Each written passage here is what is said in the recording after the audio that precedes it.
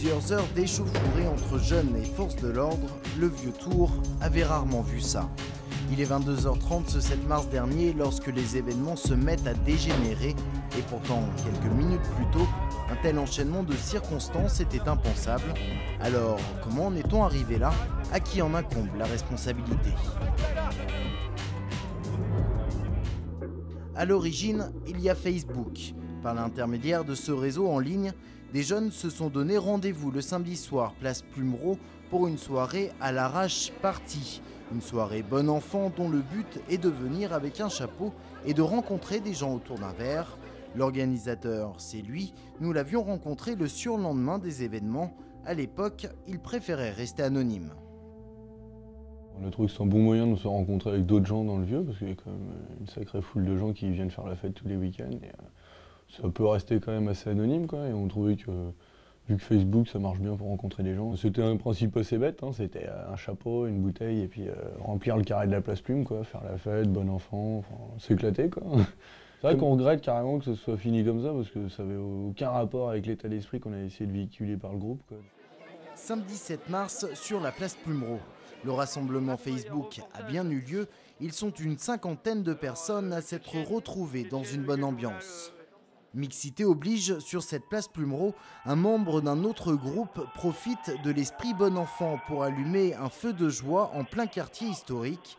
La place se remplit, les pompiers sont alertés par un riverain. À leur arrivée, entre 200 et 400 personnes sont présentes, ainsi que la police. L'extinction du feu va susciter une forte réaction des jeunes présents.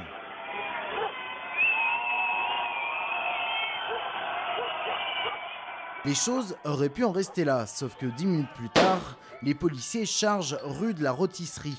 Un homme tombe à terre, les policiers paradoxalement sont gazés et certains jeunes sont surexcités.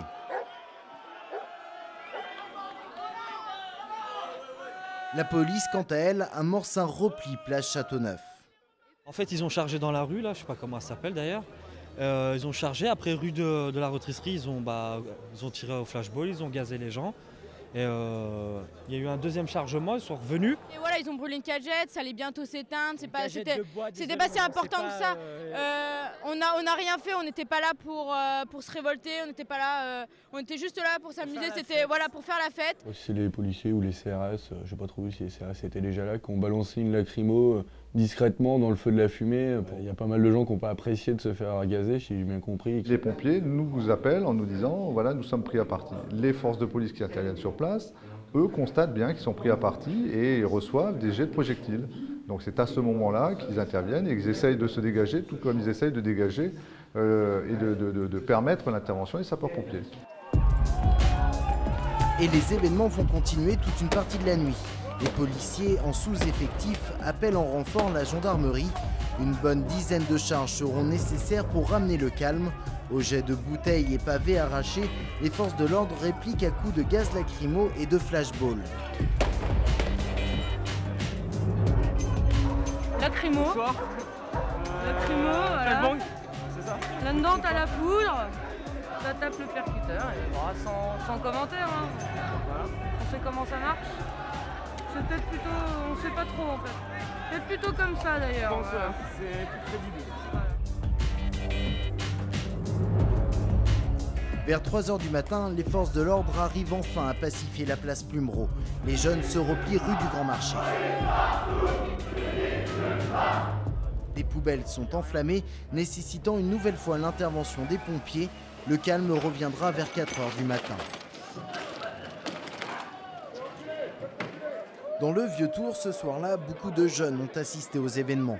Une véritable émulation s'en est suivie et dans la foulée, pas moins de 3 groupes consacrés à ces échauffourées se sont créés sur Facebook. Nicolas est l'un de ses modérateurs. Son groupe, si toi aussi tu t'es cru à Bagdad. Donc ça, c'est le groupe qu'on a créé avec un pote en rentrant samedi soir sur les coups de 4h30. Un petit peu étonné par tout ce qui s'était passé. Donc en fait, on a créé le groupe juste pour récupérer 2-3 vidéos. En moins de 3 jours, son groupe a recueilli près de 1300 inscriptions. Dans les messages laissés par les membres, beaucoup de réactions aux événements. Mais parmi eux, certains appellent à en découdre à nouveau avec les forces de l'ordre. Face à ces messages que Nicolas peut difficilement contrôler, celui-ci décide de se rendre au commissariat. J'ai un ami qui m'a appelé et qui m'a dit, pas qu'il s'y connaissait, mais qu'il savait un petit peu comment ça se passait et que j'aurais sûrement de très très gros ennuis, donc il m'a conseillé d'aller les voir. Donc ouais, non, ils connaissaient mon nom, ils connaissent tous les groupes, ils connaissent énormément de membres et faut pas croire, ils lisent tout ce qui se passe et ils impriment tout sur papier et ils ont même des contacts avec Facebook pour récupérer des informations qui ont été effacées. Donc, Dans ce contexte, tout le monde se demande si de tels événements vont se reproduire le samedi suivant. D'autant qu'un rendez-vous semble bien programmé, alors Nicolas et l'organisateur de la à l'arrache party multiplient les appels au calme. Entre Internet et la rue, la police surveille. Samedi 14 au soir, la préfecture a prévu un gros dispositif de sécurité. 65 gendarmes de Châteauroux patrouillent dans le quartier historique, en moyenne une ronde toutes les 5 minutes sur la place Plumereau. Le rassemblement a bien lieu. Parmi la foule, une minorité de jeunes qui sont clairement là pour s'affronter, mais aussi beaucoup de fêtards et de curieux. À la fermeture des bars, les esprits sont chauds, mais aucun débordement n'aura eu lieu. Seulement beaucoup de bruit pendant toute la nuit, 5 poubelles brûlées et cette interpellation menée habilement par les gendarmes pour séparer 2 ou 3 jeunes en train de se battre.